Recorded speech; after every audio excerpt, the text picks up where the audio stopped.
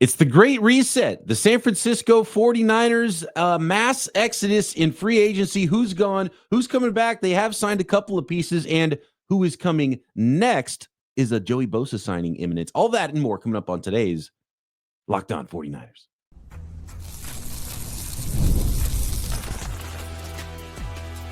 You are Locked On 49ers, your daily San Francisco 49ers podcast, part of the Locked On Podcast Network. Your team every day. Welcome to Locked On 49ers. Brian Peacock and Eric Crocker with you as always at BD Peacock at Crocky209. Thanks everybody for making us your first listen on the Locked On Podcast Network, your team every day. We've got our special guest a little early. It's going to be more of a Tuesday instead of a winky Wednesday because of all of the action going on in free agency, getting some pods out to you a little bit earlier, a little bit different schedule with all the breaking news this week. And I'm sure there will be more breaking news tomorrow. So make sure everybody's subscribed up on YouTube and anywhere you listen to your podcasts. And now let's officially bring on today's guest. Nicholas Winkler, come on down. So Wink, free agency has been busy, more outgoing than ingoing football players for the San Francisco 49ers. In 3 words, can you sum it up for us? Can't What the believe what? There you go. In 1 word.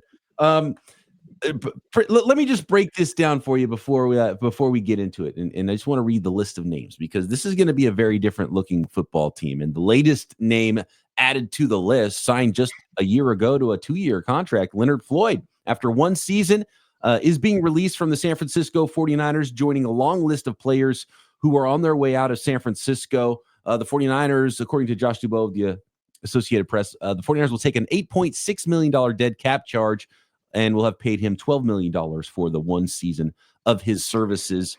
Dead cap money up to $77 million right now for the San Francisco 49ers this season, with all of the losses, all of the cuts, all of the releases, all of the outgoing free agents and ending of contracts for the football team. Which contracts have ended for the San Francisco 49ers? Well, it's a long list. We've got Aaron Banks going to the Packers, 4 years, $77 million. Charvarius Ward to the Colts, 3 years, $60 million. Talanoa Hufanga and Dre Greenlaw, a couple of maniacs there for the Denver Broncos and Sean Payton's defense.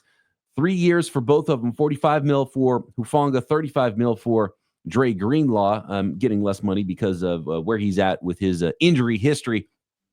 Jalen Moore, somewhat of a shocking one. He's going to be the starting left tackle for the Kansas City Chiefs after being the number 3 tackle for the 49ers. 2 years, $30 million there. Josh Dobbs going to the Patriots, 2 years, $8 million. And Elijah Mitchell also joining Jalen Moore on the Chiefs. 1 year, $3 million there. Kyle Juszczyk has also been released in the last, I don't even know what time that was, last evening when I learned about that one. I was about to play a slow pitch softball game, and buddy comes up to me. He's like, "Hey, Kyle Juszczyk released too." And I'm like, "Well, join the club," because a lot of 49ers are leaving. The Cabo clique broken up, $270 million plus in free agent dollars leaving the building for the San Francisco 49ers. So whether it's cash strapped, whether it's a reset, whether it's a purge, as ESPN is calling it, the 49ers are missing a lot of players that they had on their roster past. Wink, I will start with you as the voice of the fan. Are you freaking out? Some people are. I know there was some expectation that the 49ers weren't going to re-sign everybody, but re-signing nobody might shock some fans out there. Yeah, I mean, it's one of those situations where it's like sticker shock, right? Where you see it and it's just like, another guy gone.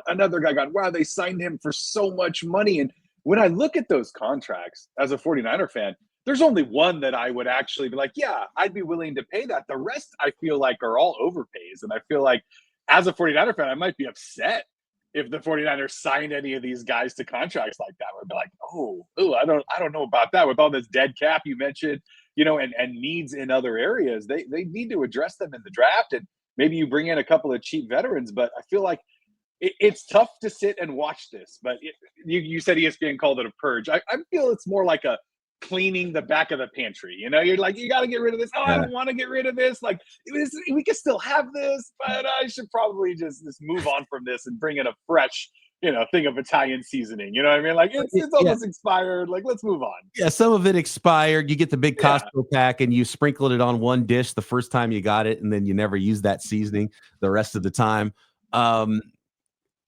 Oh, by the way, which name was it that you said you would have paid that? Greenlaw. I mean, I love Dre Greenlaw, and I feel like you said, the number wasn't huge because he's coming off that injury. I would have paid that, no problem.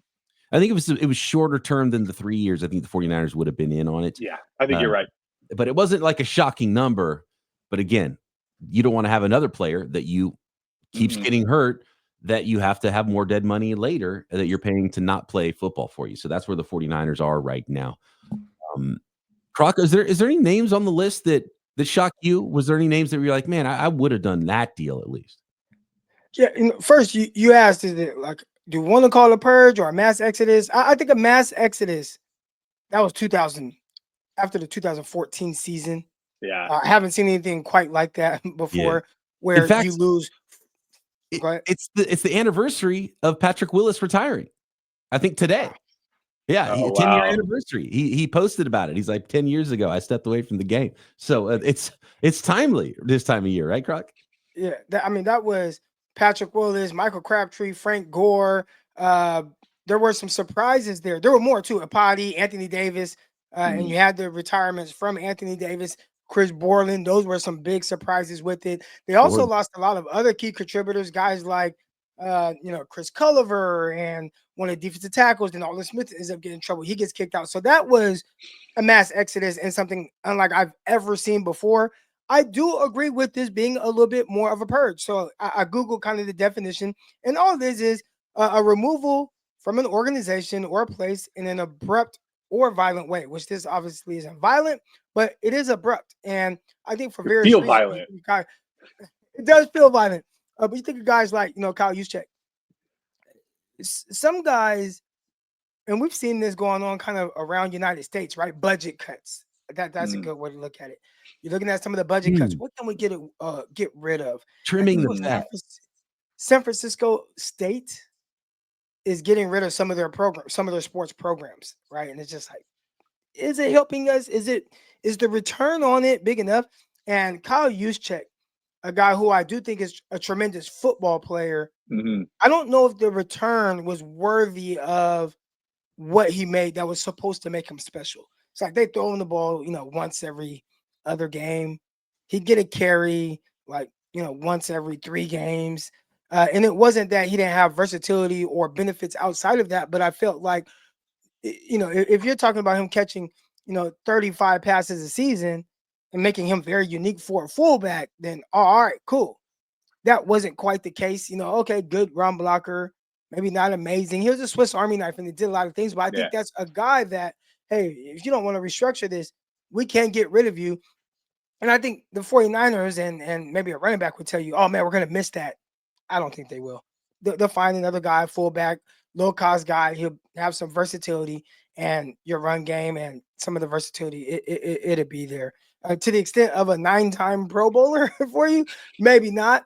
But in the sense of just that position and the value of it, it's a little lower on the pecking order. Other guys, Dre Greenlaw, even with, having some of the younger guys, D Winners and some of these guys, it's just not Dre Greenlaw. And we felt his presence when he stepped back on the field. You're going to be missing that. That may be something where even if it's for 1 year, you go back to 2021 after the whole COVID situation. There was Kwan Williams, and a couple other guys who they weren't going to get as much, so they came back for 1 year. Well, that's a year where you can help this 49ers team. And I think if Greenlaw, if they were like, all right, look, 1 year, $10 million or whatever it was, that's a guy that I definitely would have paid. I mean, that Broncos defense was top 5 last year, and they just added 2 ballers. So that's good for them. Well played, Denver.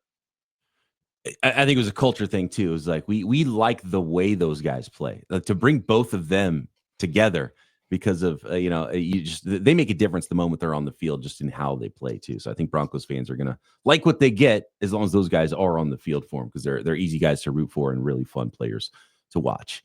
And look, Juszczyk's a 9-year consecutive Pro Bowler. Not a lot of competition for fullbacks to make the Pro Bowl, but it's not like the 49ers got a lot better the last few days too. So let's talk about how they do get better, what part of the process this is with the reset. And there is a new face as well. Luke Farrell yesterday and Richie Grant added to the defensive backfield, safety from the Atlanta Falcons. We'll talk about those next and the moves that could follow as well coming up.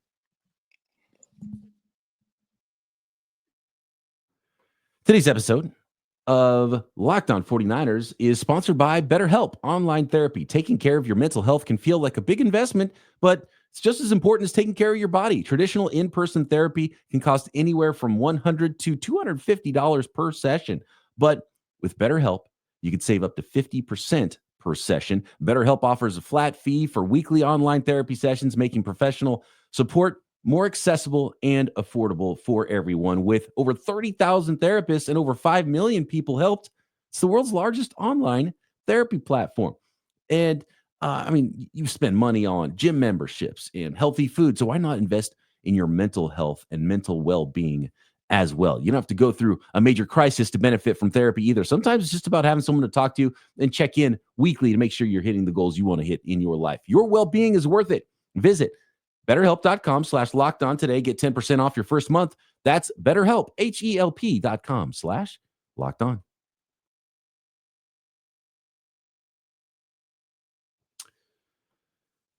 So the 49ers, like you mentioned the mass exodus 10 years ago. And Chris Borland, that one always gets me. Chris Borland coming off a rookie season. Like, all right, well, so Patrick good. Willis and, well, at least you got Chris Borland. Nope, he's retiring too after his rookie season. As if Ricky Pearsall's like, you know what? I'm going to go ahead and I'm going to hang him up now.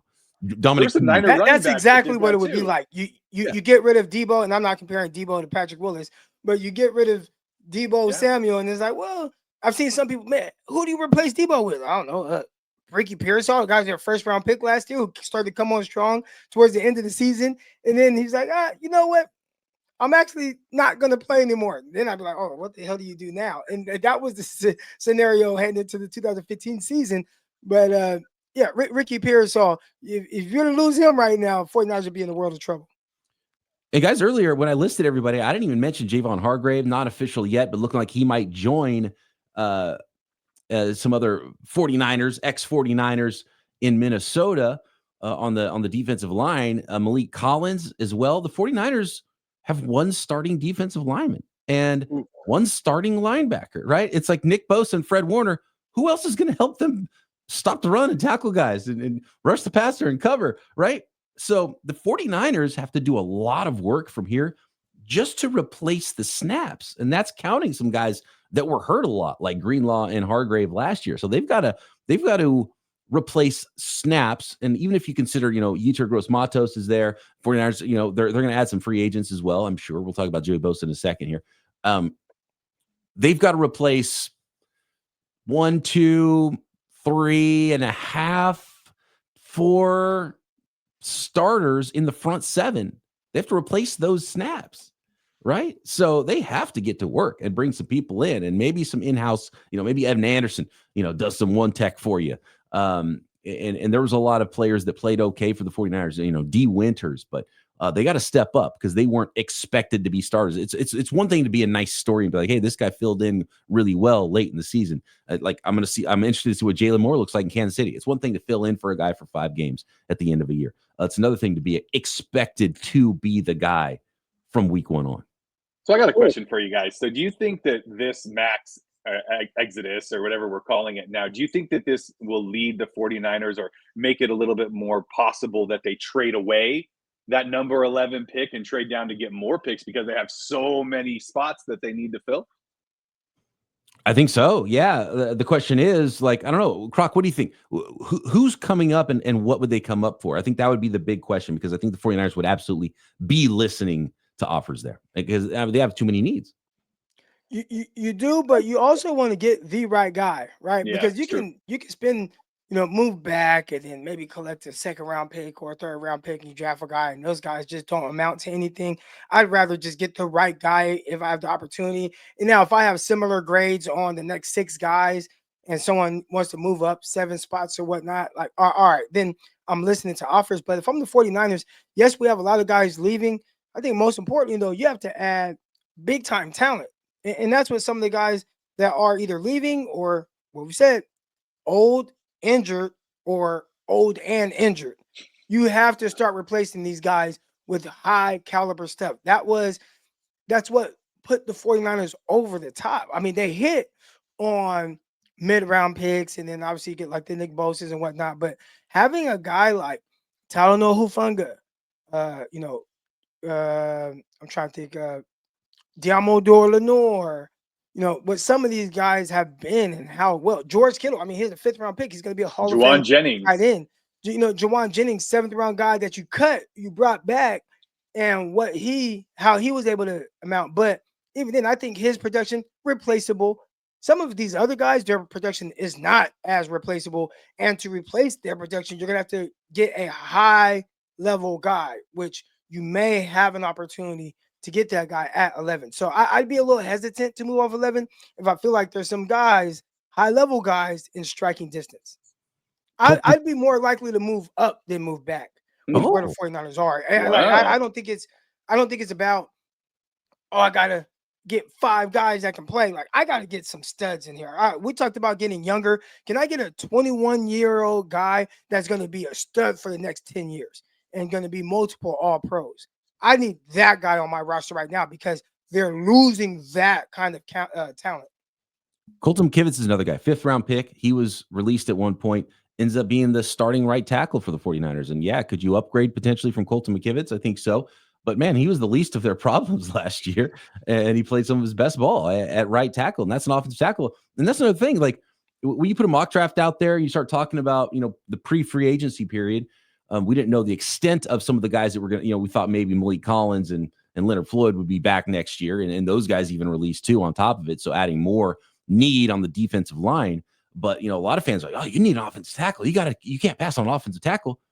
They have 2 starting offensive tackles ready to go. They have 0 starting defensive tackles right now to start the season, right? So number one need by far from right now, and even if they sign Joey Bosa, is defensive line, specifically defensive tackle. That is the number one need on San Francisco 49ers. And by the way, little post phase 1 free agency mock draft, I think, coming up from me here in the next few days on Locked On. So guys, a move like this, right? This purge or this max exodus that we're talking about, it was expected, right? Because you can't have the top paid tackle and a top paid middle linebacker and a top paid end and a top paid running back and a top paid, you can't have all these guys that you're paying top end and expect to be able to sign all these kind of mid-tier guys. You're going to have to settle for less, or as you guys have talked about, address it in the draft and get some young guys that you can play on rookie contracts for a few years. And especially when you're trying to now pay your franchise quarterback. So it sucks. And I can understand why 49er fans right now are like, oh my gosh, this looks horrible for the 49ers. They're not bringing anybody in. They're getting rid of all these key guys, but it kind of has to happen. Did you guys see what Michael Parsons tweeted out? Uh-oh. Well, look, that's just jealousy. Okay. What are you right? That's a guy that can't beat the 49ers, trying to be gleeful about all the losses that the 49ers are having right now. The national media, national folks that aren't close to the 49ers, that didn't really see some of this coming, are kind of shocked. And so there's going to be some hotter scorching takes about where the 49ers are. And honestly, like, they're not better. So like, I get some of it too, right? What did Micah Parsons exactly say, Croc? So Adam Schefter tweeted out, more moves in San Francisco, 49ers are releasing Leonard Floyd. Clarence Hill quote tweeted and said, 49ers gutting themselves.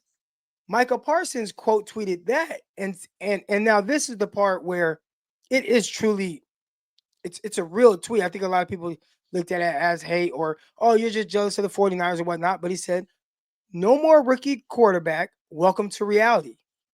And in the 49ers current situation, that's true. Like, a lot of these moves, I don't think they're not for nothing. It's making room, trying to figure out, hey, we're going to have to pay our quarterback a lot of money and trying to restructure certain things. I think a lot of these moves stem around Purdy's contract. If Purdy was heading into his second year, you really like what he did his rookie year, would the 49ers be making a lot of the moves that they're currently making right now? I don't think so. So it is in preparation for something. And I think a big part of it is, like Parsons said, like, hey, you're going to have to pay your quarterback. And this is the reality of it. You're going to lose guys. And they are. I think it was different with Jimmy Garoppolo because there were some people, hey, Jimmy Garoppolo got paid. And we were able to, a lot of those guys were on rookie contracts. Like Jimmy's contract happened the year after they had just drafted George Kittle. You know, so it was like a lot of the young guys, talent, their roster building, it was in the infant stages. Guys didn't have to get paid yet. So yeah, we could pay Jimmy Garoppolo a bunch of money. I think it was a team-friendly contract, the way they kind of set it up with some of the guarantees and the numbers. That was a drastically different situation than what you're facing now. Now, you know, there was no Trent Williams back then. There wasn't Fred Warner back then getting signed and having to pay a ton of money. Now you got all Brandon these Ayuk contract. Guys. No Brandon Ayuk, no Christian McCaffrey. There was no Diamador Lenore, who just signed what looks like a friendly cornerback deal when you look at what some of the top guys are getting paid. But it was a drastically different roster. So they were able to throw out their $127 million to Jimmy Garoppolo. This is different now. And this is what happens when you've built a terrific roster. And a lot of it is structured around making guys the highest paid at the positions. And now having to make your quarterback a highly paid guy, you're going to lose some guys. And that's what's happening right now. So Micah Parsons, I think he's hated by a lot of fan bases, including 49ers. They're going to poke fun at him. But I think he's a little more right than wrong on this one. Yeah. It reminds me a little bit. And there's a lot of truth to that, and and we've talked about it, Croc, a lot on the show. That it's gonna look different. You start paying your quarterback 50 times what he was making before. It's gonna change the calculus of the rest of the roster, and you have to maybe pay your quarterback instead of a couple of guys, 3, 4, 5, 6, 10 guys. You know, like how many guys are you paying one player instead of all those other guys? So it's gonna look different. And we talked about what the roster could look like going forward. You better be right about that quarterback being able to raise all the ships, right? A rising tide raises all boats. He better be that guy. And you better have that connection of coach and quarterback that can facilitate the loss of other talent and flip over the entire roster and still win. And so that's where the 49ers are in the great reset is what I'm calling it right now. Next. The timing of the Leonard Floyd release tells me there's something potentially on its way, and he might be related to somebody who's already on the San Francisco 49ers defensive line. Next. Today's episode of Locked On 49ers, sponsored by FanDuel, America's #1 sports book. March Madness is here, and FanDuel is giving you the chance to get in on the action like never before. Right now, new customers can get $200 in bonus bets when your first $5 bet wins. That's $200 extra bucks to use on everything from buzzer beaters to Cinderella stories and even who's cutting down the nets. And hey, $200 extra to bonus bets to bet on those NFL draft props or who's going to win the next Super Bowl. And if you got your eye on some underdogs maybe this year in the tourney, FanDuel makes it easy to back them with spreads, totals, game props, and so much more. All you got to do is visit FanDuel.com, get in on the college hoops action all tournament long. That is FanDuel.com.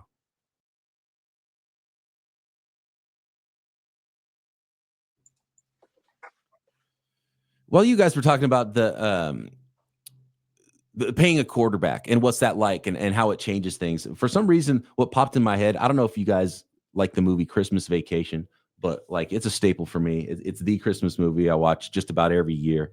And there's a part in the movie where Cousin Eddie asks Clark Griswold for some money. And Clark Griswold's like, oh, sure. And he pulls out his wallet and he's about to like maybe pull out $100 bill or something like that. And Eddie's like, yeah, is it like $10,000 or something like that? And the way that Clark Griswold puts the crispy bill back in his wallet, like I picture that as being Jed York. He's like, okay, we got a new quarterback. How much you got to pay him? Oh, about $200 million in guarantees. And he's like, oh, okay, there goes the swimming pool. There goes like all the other things we were going to do for our family because that's a huge expenditure. And, you know, and it's a significant one. Like Brock Purdy is going to make double what the next highest contract in franchise history was before.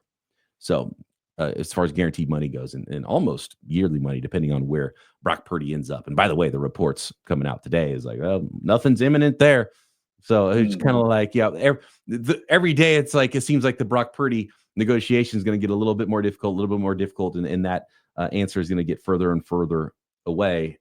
But guys, the fact that Leonard Floyd wasn't released immediately at the start of free agency or before free agency, and it happened today, I think it tells me that there's something else coming and that there will be some reinforcements on the 49ers defensive line. And according to the people's source, the everyone's favorite fake insider, Pretty Ricky or Slicky Ricky or whatever he's going by these days, he was somewhat right about the Ayuk thing. Like the Ayuk to Steelers deal was actually done. Kyle squashed it at the last minute. Joey Bosa coming to the San Francisco 49ers makes all the sense in the world now that Leonard Floyd's gone. That bookend for Nick Bosa, having his brother, really good run defender, which would really help the San Francisco 49ers. You would still need to add some pieces in the draft to go along with Joey Bosa, considering his injury history and just considering you need a little bit more juice and maybe some pass rush there on the defensive line. But what are your thoughts about Joey Bosa? Do you think it should happen? Do you think it will happen? And, maybe by the time a lot of people are listening to this podcast, it has already happened. Yeah, I mean, for me, I like it. I mean, as long as it's a cap-friendly deal, right? I mean, you don't want to overpay this guy who the last 3 years hasn't been able to stay on the field. But I'm a brother. I've got two brothers, and we always pushed each other. Every time, didn't matter what we were doing. It's you wanted to beat your brother. You wanted to be better than your brother at whatever it was. So to me, I think it's an amazing deal. You bring him in. You think if he's feeling a little bit sore and he's like, maybe I would have sat out on the Chargers. You think Nick's going to let Joey sit out a game? Like, they're going to push each other to the limit. I love it. Well, look, as a guy who's in a fantasy football league with the Winkler brothers, and some collusion is a word that's been thrown out there before in our fantasy football league between the Winkler family. I don't know. But yeah, there is a little competitive edge you might have there with two members of the same family on the defensive line. What do you think, Croc? And what's your scouting report? I remember Richie Grant from a few years ago, 49ers newest addition. It's a $1.5 million. It looks like 1 year deal.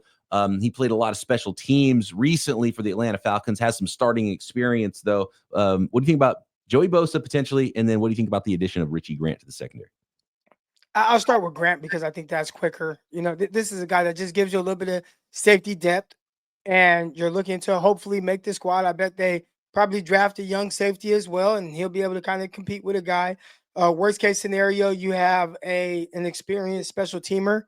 And I think if you get that to go along with some of the younger guys like Jair Brown, Malik Mustafa, then you're good. I don't think this was a signing to replace either one of those guys. Now, Jair Brown did have some kind of, up and down moments throughout the first couple years in his career where, hey, we want him to be the starter.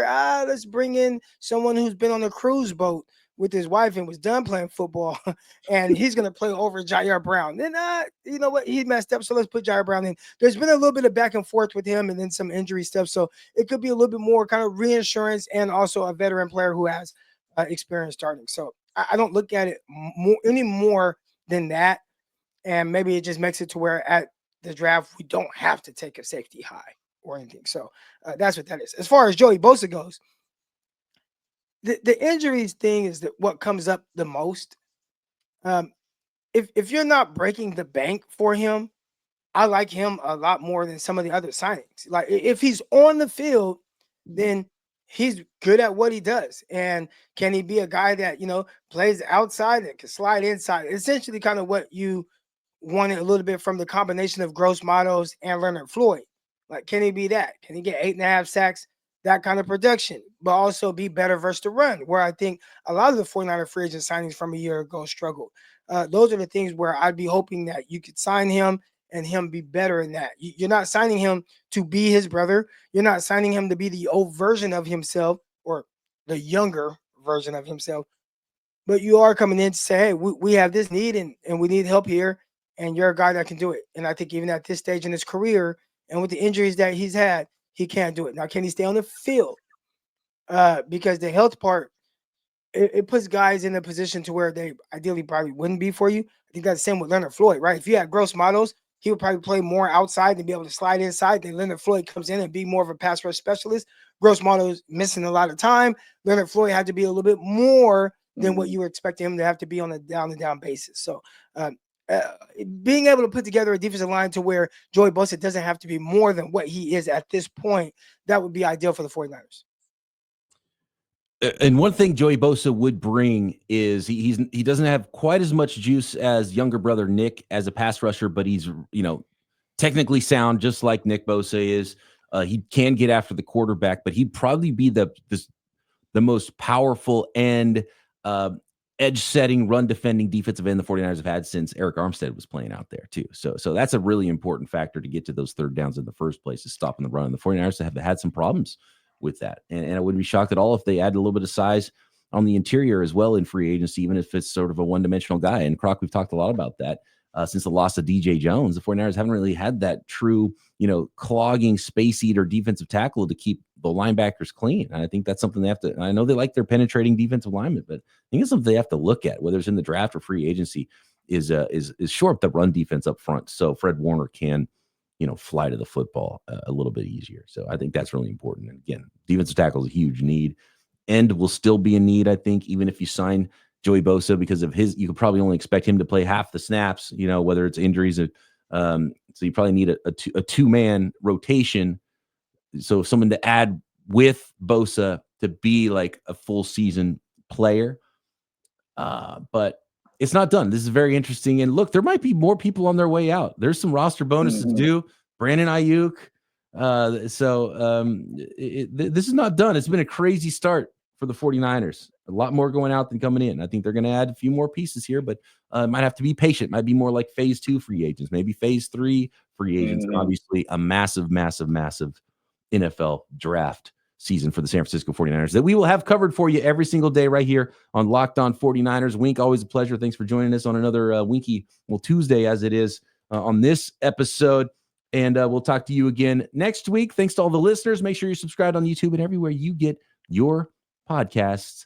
And post free agency first wave mock to come this week. More prospects to break down as well, and maybe some prospects that we could envision being replacements 1-for-1 for some of the players that are on their way out. Got my eye on a couple of guys, especially one that I think could be a nice fit for the San Francisco 49ers. All that coming up this week with all the moves broken down right here. Locked On 49ers. Can't believe it. Wow.